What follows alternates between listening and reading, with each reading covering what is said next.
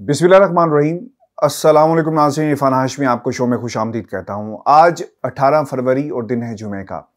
Views, programme शुरू करने से पहले मेरी तमाम सुनने वालों से दरख्वास्त है कि आप जब भी बारगाह इलाही में पेश हों और आपके हाथ दुआ के लिए उठें तो उसमें ज़रूर तारिक मतीन उनके ख़ानदान को याद रखिएगा। एक मुश्किल घड़ी है, क़यामत गुज़री है। वो लोग जो हंसते हुए घर को छोड़ के गए, अब वो कभी भी घर वापस नहीं आएंगे, ये एक उम्मीद थी और इस उम्मीद के सहारे अब वो सारी उम्र ये ख़ानदान गुजारेगा और इंतज़ार रहेगा उस छोटे भाई का जो कहीं से वापस आ जाए, घर का दरवाज़ा खुले। लेकिन अब ऐसा नहीं होगा और ये एक बहुत बड़ा सवाल है पाकिस्तान के जो कानून नाफिज करने वाले इदारे हैं, लॉ इन्फोर्समेंट एजेंसीज़ हैं और अमन व आमा की सूरत हाल है कराची में। और फिलफौर ना सिर्फ मुल्ज़िमान को पकड़ा जाए, उन्हें उनके कैफ़े किरदार तक पहुँचाया जाए, मुतालबात हैं उनको माना जाए। जैसा तारिक मतीन जो मीडिया इंटरेक्शन हुई उसमें भी उन्होंने कहा कि वो धरना देंगे, बैठे रहेंगे। लेकिन मसले का हल ये नहीं है। ऐसे कई बेटे घर से जाते हैं लेकिन वापस नहीं आते। इसकी बुनियादी वजह सिंध के अंदर बिगड़ता हुआ निज़ाम है, बिगड़ता हुआ अमन है, जिसकी तमाम तर जिम्मेदारी सिंध हुकूमत पर राइज होती है। व्यूअर्स, इस पर तफसील से इंशाअल्लाह मैं अलहदा से भी हक़ाइक़ आपके सामने रखूँगा और प्रोग्राम करूँगा और आपको वक्तन फ़वक्तन इस पूरे वाक़े की तफसीलात से भी आगाह करते रहेंगे इंशाअल्लाह, अपने इस प्लेटफॉर्म के ऊपर भी, दो टोक पर भी और तारिक मतीन ऑफिशियल के ऊपर भी इंशाअल्लाह मैं आपके साथ ऑन डेली बेसिस मौजूद रहूँगा और आपको इस वाक़े के हवाले से ज़रूर अपडेट करूँगा। व्यूअर्स, आज पाकिस्तान के अंदर एक तब्दीली देखी गई और इस तब्दीली ने पाकिस्तान के मीडिया को भी एक्सपोज किया और वो हिकमत अमली जो कहा करते थे हम अपने तज्ज़ियों में भी, ख़बरों में भी, कि उस दिन क्या होगा जिस दिन इमरान खान सड़कों पर आ गया।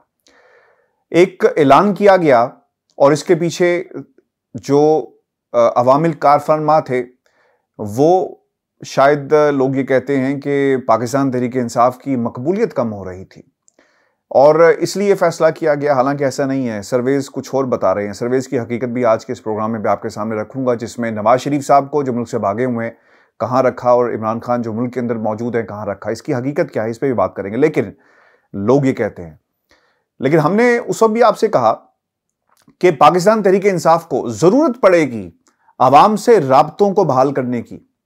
आपको अपने हलकों में जाना होगा, तरक्याती कामों का जायज़ा लेना होगा, लोगों के मसाइल सुनने होंगे और अगर आप ऐसा नहीं करेंगे तो कौम भूल जाएगी। हमारी याददाश्तें कमज़ोर हैं क्योंकि कौम बनते हुए हमें वक्त लगेगा। हजूम हम मौजूद रहते हैं हर वक्त, जब भी कोई तमाशा दिखाने वाला आ जाए तो हजूम इकट्ठा हो जाता है। तो कौम बनते हुए हमें अभी शायद वक्त लगेगा। तो इमरान खान साहब ने ऐलान किया कि वो जलसों का आगाज़ करेंगे और अब ये सिलसिला शुरू हो गया। सिर्फ एक जलसा किया और अवाम उमड़ कर आ गई और आप अंदाज़ा लगा सकते हैं कि कप्तान की मकबूलियत क्या है और कप्तान इन तमाम माफियास के खिलाफ किस तरह काम कर रहा है। आज की तकरीर इसलिए भी इंपॉर्टेंट थी और जैसा मैंने कहा कि एक्सपोज कर दिया पाकिस्तान के मीडिया ने वो तमाम बातें जो इमरान खान ने कही इन माफियास के हवाले से, उन्हें रिपोर्ट नहीं किया मां सवाए एक आधे चैनल के। और पाकिस्तान के मीडिया ने डंडी मारी, यानी अपने मतलब की खबरें निकालकर इमरान खान के हवाले से उन्हें पोस्ट किया, दिखाया गया। जैसा एक टीवी चैनल ने कहा कि इमरान खान साहब ने मान लिया कि मुल्क के अंदर महंगाई, बिल्कुल है जी, मुल्क के अंदर महंगाई, इसमें दो राय नहीं है, लेकिन इसको खास एंगलिंग करके पेश किया गया। आज की तकरीर इमरान खान की इसलिए भी इंपॉर्टेंट थी कि अब कौम को बताने का वक्त आ गया। आपने पिछले 1-1.5 हफ्ते के अंदर अदालती सतह पर भी तब्दीली देखी होगी और फिर इससे पहले पाकिस्तान तहरीक-ए-इंसाफ की जो हिकमत अमली रही उसमें भी तब्दीली आई कि अवाम तक जाया जाए, बताया जाए कि पाकिस्तान की अवाम को कैसे लूटा गया। आज के जलसे के अंदर शरीफ खानदान हमेशा की तरह टारगेट पे था। बाज़ लोग ये कहते हैं कि जनाब शायद ये सिर्फ शरीफ खानदान के हवाले से ही खबरों में जिंदा रखा जाता है। क्यों जिंदा रखा जाता है? मुझसे लोग अक्सर ये सवाल करते हैं कि अगर आप इनकी बात करना बंद कर देंगे तो शायद इन्हें कोई अहमियत ना दे। मेरा ही ख्याल है और यही दुरुस्त लाइन ऑफ एक्शन होना चाहिए। अगर हम बोलना बंद कर देंगे, इनकी कार्रवाइयां ये जो डालते हैं पाकिस्तान के अंदर और पाकिस्तान से बाहर जितने भी सियासतदान हैं, तो फिर बात कौन करेगा? क्योंकि इनका जो अपना खास किस्म का मीडिया है, इनको हर वक्त सपोर्ट करता है, इनकी बात को आगे बढ़ाता है। अगर हम नहीं बात करेंगे तो फिर कौन करेगा? इमरान खान साहब ने अपनी तकरीर के अंदर बताया, और यही बात हम अरसा दराज से करते आए। आज उन्होंने खुद तस्लीम किया, मैंने कल भी कहा, इससे पहले भी कहा और मैं कहता रहूंगा कि हुकूमत ने देर कर दी, गलती की, पहले मुल्क से बाहर भेजकर, और जब बाहर से भेजा भी तो अब हमें मजीद डिले नहीं करना चाहिए, बाकायदा जो कानूनी प्लेटफॉर्म्स हैं वहां पे केस उठाना चाहिए। लेकिन होगा कुछ नहीं, ये एक अलग बात है, लेकिन आपको ये करते रहना चाहिए। आज इमरान खान साहब की तकरीर के अंदर जो सबसे इंपॉर्टेंट बात कही गई वो ये कहते हैं कि शरीफ खानदान के हर प्लान के लिए तैयार हैं, सिर्फ शिकस्त नहीं, ये जेल भी जाएंगे। हुकूमत की हिकमत अमली इस वक्त बड़ी वाज़ेह है। अदालतों के अंदर जो केसेस लड़े जाते हैं उनको रिपोर्ट मीडिया के ऊपर ऐसे नहीं किया जाता जिस तरह किया जाना चाहिए था। इसके ऊपर भी अब लोगों के जो इंडक्शन हो रहा है टीम्स के अंदर, वो बाकायदा मीडिया के ऊपर भी आकर ये जंग लड़ेंगे और आवाम को बताएंगे कि अदालतों के अंदर केसेस क्या होते रहे। शरीफ खानदान के हवाले से आज उन्होंने 3 बातें बड़ी इंपॉर्टेंट कही। एक बात यह थी कि जब मुल्क के अंदर केसेस चलाए जाते हैं और आपको पाबंदे सलासल कर दिया जाए तो फिर किसी एनआरओ की तलाश होती है। मैंने बहुत पहले ये जुमला कहा था कि आज के नवाज शरीफ को मुशर्रफ की तलाश है।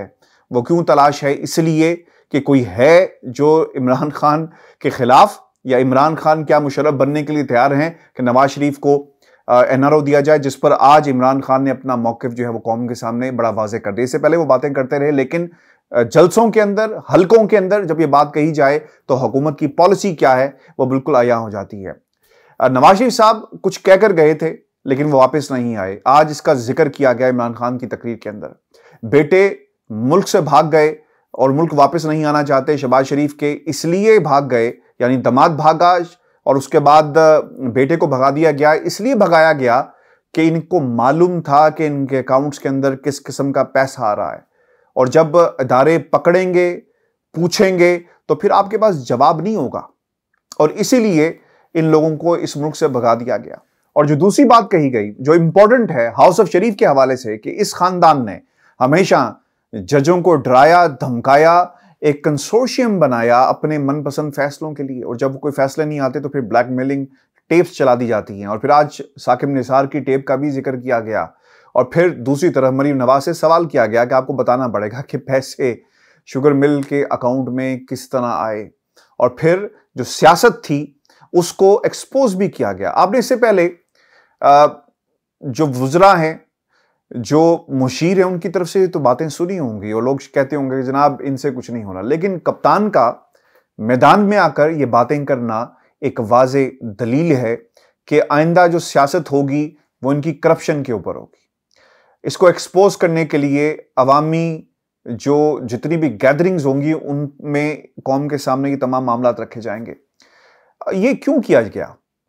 बाज लोग ये सवाल करते हैं कि जनाब आप बात ना किया करें। देखें, अगर पाकिस्तान की अदालतें फैसले कर रही होती ना, तो मैं और आप या हमारे जैसे जितने भी हम ख्याल लोग हैं वो कभी भी उठकर इस तरह बातें ना कर रहे होते, तज्जिए ना दे रहे होते, चीख चीख कर अपनी जो कोशिश जो है वो ना कर रहे होते। क्यों? पाकिस्तान की अदालतें बुरी तरह नाकाम हुई, कि निज़ाम नाकाम हुआ है।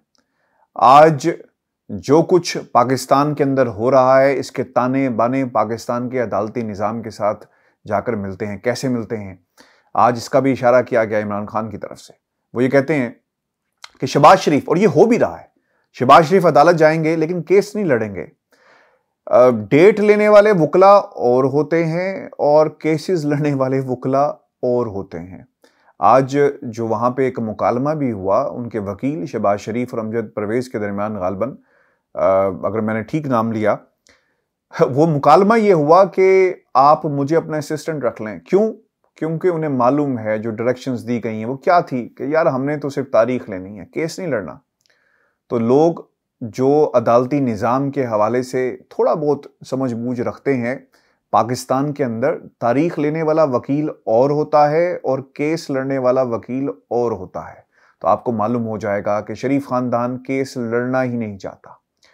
अगर ये सच्चे होते तो फिर क्यों नहीं अदालतों के अंदर डे टू डे हियरिंग होती? क्यों? इसलिए उन्हें मालूम है कि अगर हियरिंग हुई, केस चला, तो फिर उनके पास कोई दलील नहीं होगी।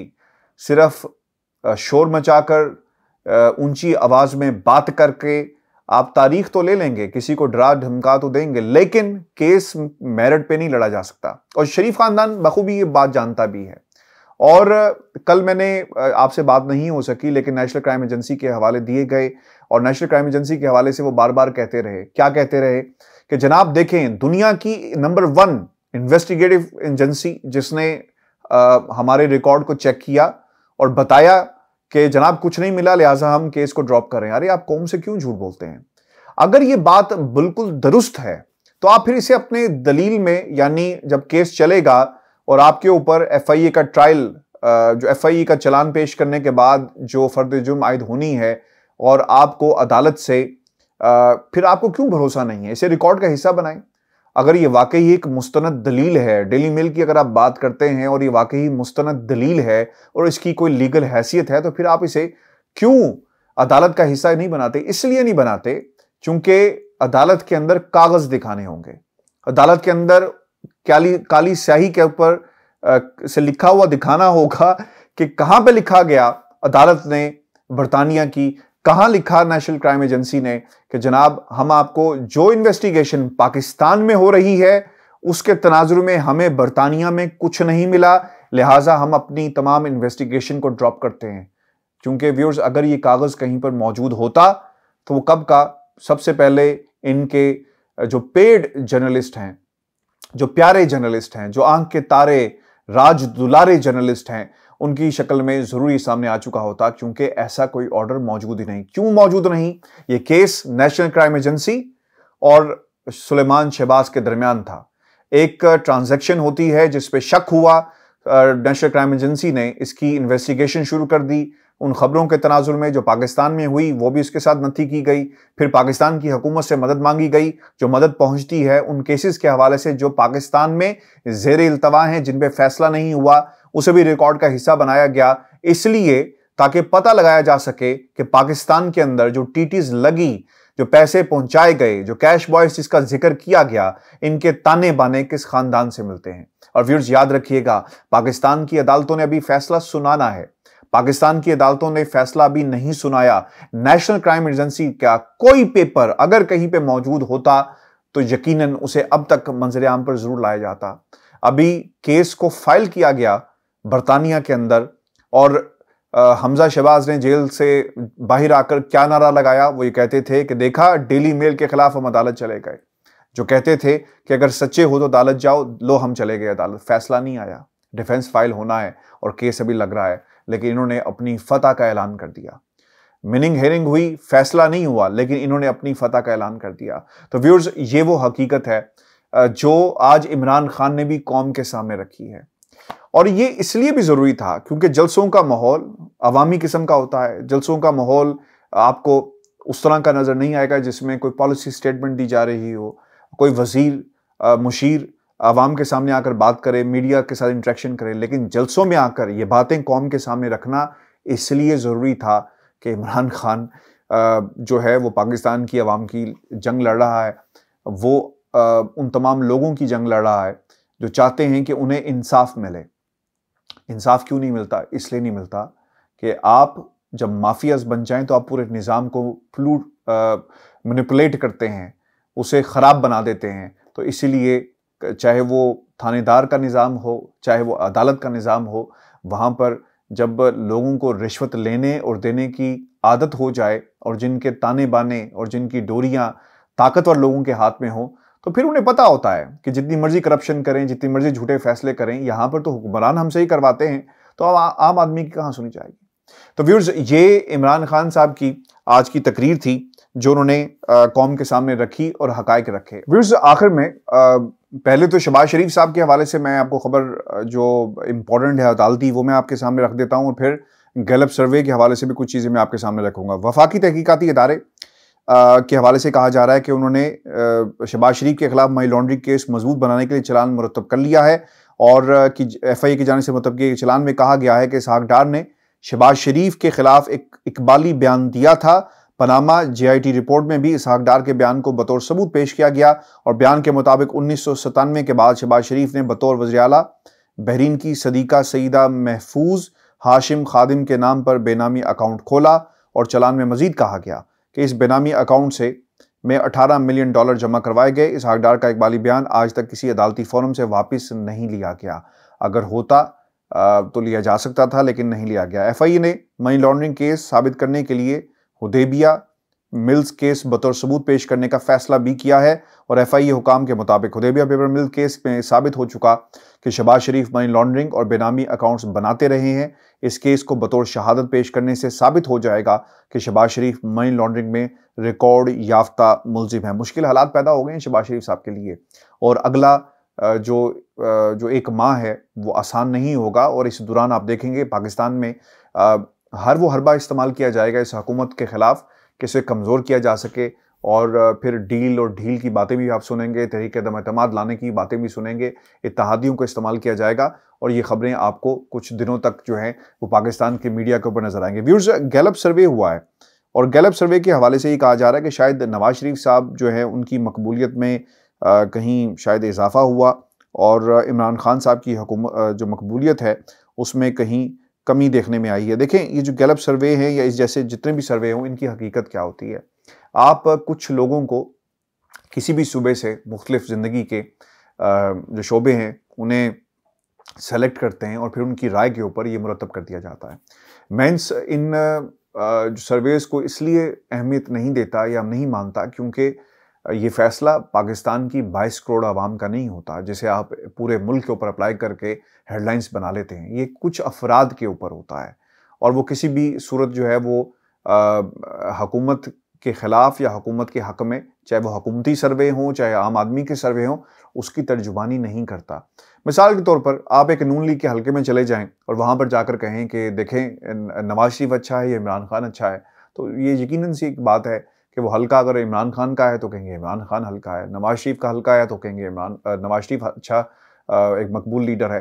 तो ये किसी सूरत भी नहीं हो सकता। इसकी एक दूसरी मिसाल भी मैं आपको देता हूँ और इंशाल्लाह इसमें कुछ दिनों में ऑस्ट्रेलिया से सलमान हमारे साथ होते हैं हमेशा। एक रिपोर्ट भी हम आपके सामने लेकर आ रहे हैं और इस रिपोर्ट के मुताबिक आपको हम बताएंगे कि कितना कम मार्जिन था जिससे इलेक्शन में बहुत सारी सीट्स के ऊपर पाकिस्तान तहरीक इंसाफ ने कामयाबी हासिल की और फिर इस मार्जिन को अगर हम ओवरसीज़ पाकिस्तानियों के साथ जोड़ दें, यानी अगर यहाँ से वोट पड़ना शुरू हो जाए और ये क्या इम्पैक्ट क्रिएट करेगा पाकिस्तान की सियासत के ऊपर, ये फिगर्स बड़ी इंटरेस्टिंग हैं, होश रुबाई फिगर्स हैं जो इंशाल्लाह कुछ दिनों में हम आपके साथ शेयर करेंगे। तो लिहाजा इन सर्वेस के ऊपर ध्यान हमें नहीं देना चाहिए क्योंकि सबसे बड़ा जो फॉल्ट है इस पूरे सर्वे के अंदर और इस ख्याल के अंदर कि नवाज शरीफ शायद मुल्क का मकबूल लीडर है, वो किस तरह मकबूल लीडर हो गया, ये कोई इन अकल के अंधों से ये जरूर सवाल करे कि एक शख्स अदालतों को फेस नहीं करता, आप कौम को क्या पैगाम देंगे।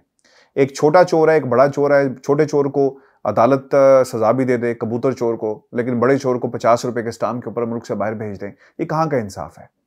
पाकिस्तान में आम आदमियों के जब केसेस नहीं चलते और बड़े लोगों के केसेस की जो स्पीड है वो आपको मुख्तलिफ नज़र आएगी, तो फिर ये कहाँ का इंसाफ है।